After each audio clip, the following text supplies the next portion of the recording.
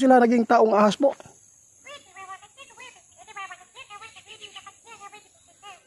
Ang sabi mo ni kaibigan ninyo guys, kaya pala yung tao na yung katawan po niya ay ahas kasi po meron po silang ipinaglihi.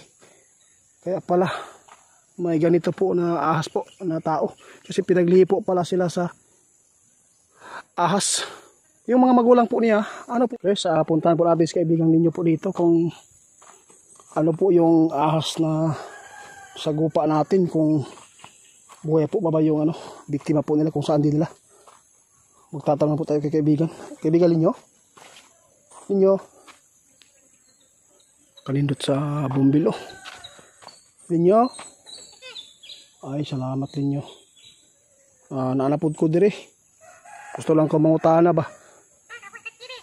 Oo, katong bitin ba? Ang saman to siya.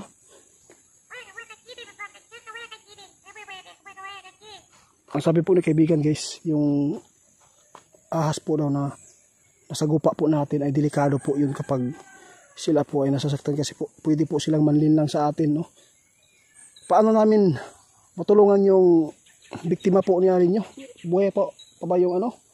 Yung nakuha po niya na 14 years old?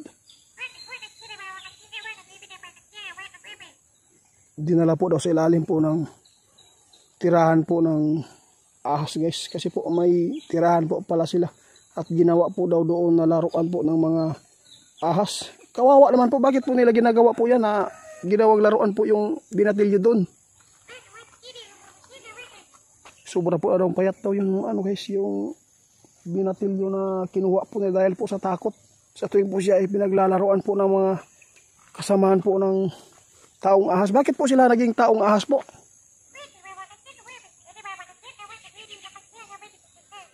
Ang sabi mo ni kaibigan ninyo guys, kaya pala yung tao na yung katawan po niya ay ahas kasi po meron po silang ipinaglihi. Kaya pala may ganito po na ahas po na tao kasi pinaglihi po pala sila sa ahas. Yung mga magulang po niya, ano po ba yun ninyo? Ahas pa rin ba? Ang sabi ni kaibigan ninyo guys, ito yung totoong sinasabi niya ngayon. Kaya pala yung ahas na yan, ang mga magulang po niya ay tao. Matagal na po ba silang nanirahan dito ninyo sa mundo? Matagal na po daw guys. Ang mga magulang po niya ay patay na. Ipinaglihi pala siya ng ahas, kaya naging ahas yung katawan po ng nasagupa natin na ahas na tao. Kaya pala yung magulang po niya guys, tao, ipinaglihi ng ahas. Kaya pala nagkaganito po. Sana po ninyo no, matulungan po namin yung ano, pwede ko bang malaman kung saan po namin makikita yung hib po nila, yung tirahan po nila sa ilalim ng lupa? Ay, yun lang po ang problema. Ang sabi ng kaibigan ninyo guys, mahirap po pasukin kasi po sobrang lakas po nila. Meron po silang isipan no, na makaintindi po sa tao kung ano po ang ating pakay o plano sa kanila. Nalalaman na po nila.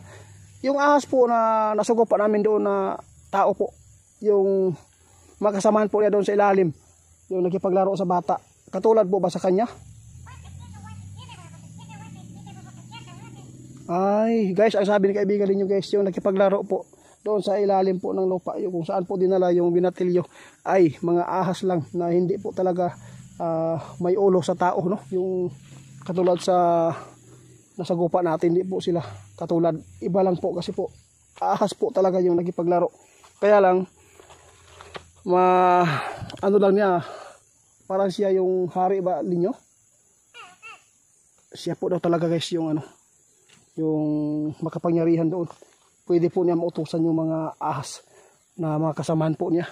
Nagpapasalamat po ako ninyo dahil po hindi ko po akalain na hindi pa tayo nakatapos sa Kataw. Meron na pong mga tao na naghingi ng tulong kung saan po dinala po ang kanyang anak, no? Nakakaawa po talaga yung ano, nakakaawa po talaga yung mga magulang po niya eh. Hanggang ngayon po iniwan ko lang kung kailan po sila babalik dito sa amin.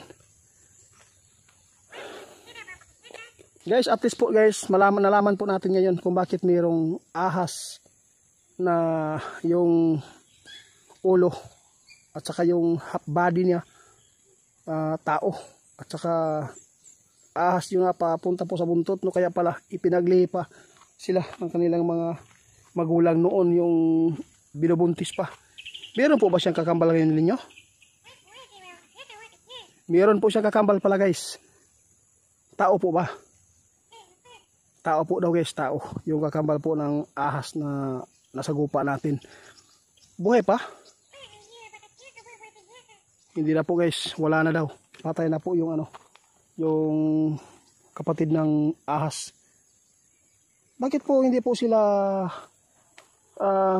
nagdungan ninyo? Bakit pwede sumabay sila na namatay? Kasi po kambal po sila, di ba? Pwedeng pag namatay daw yung isang kambal, yung ahas, mamamatay po talaga yung tao.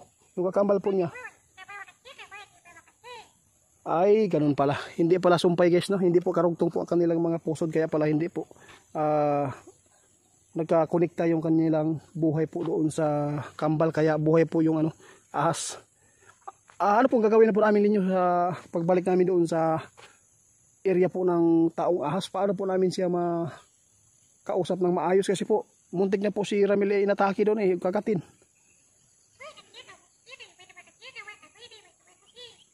Ang sabi ni kaibigan ninyo guys, magdala kayo ng bawang. Bawang po ba? Yun lang po daw ang ay, salamat po ninyo. Ayun pala yung guys. Makapagpatalo po sa ahas. Yung bawang, hindi ko naisipan ninyo na bawang pala yung sumpa doon sa kanila. Sige ninyo, subukan ko ninyo. Babalikan namin mamaya. Okay lang ba? Oo, basta mag-ingat lang po kami. Maraming salamat sa yung tulong ninyo ha. Grabe guys, di natin inaasahan na ganito po yung mangyayari dito sa mundo, no? Kaya pala mayroong ganito. Alam kong hindi lang po dito sa in-explore natin na may ganon. Alam ko mayroon din sa syudad, no? Ang dami na po napabalita yung taong ahas, no? Kaya pala ipinaglihilang pala sila sa ahas. Yung mga magulang po nila na nabubuntis, kaya at least nakabaluta. Ang makabuntog di ani yung bawang lang. Magdadala po tayo ng bawang. Pagkatapos ninyo pagdala namin sa bawang, ihagis po namin yung bawang. Dapat po daw guys yung bawang diktigin tapos ibato sa kanya. Kapag tinatamaan daw yun, humihina sila. Hindi po sila makapagpang-atake. Salamat ninyo, hanggang dito lang po ninyo ha.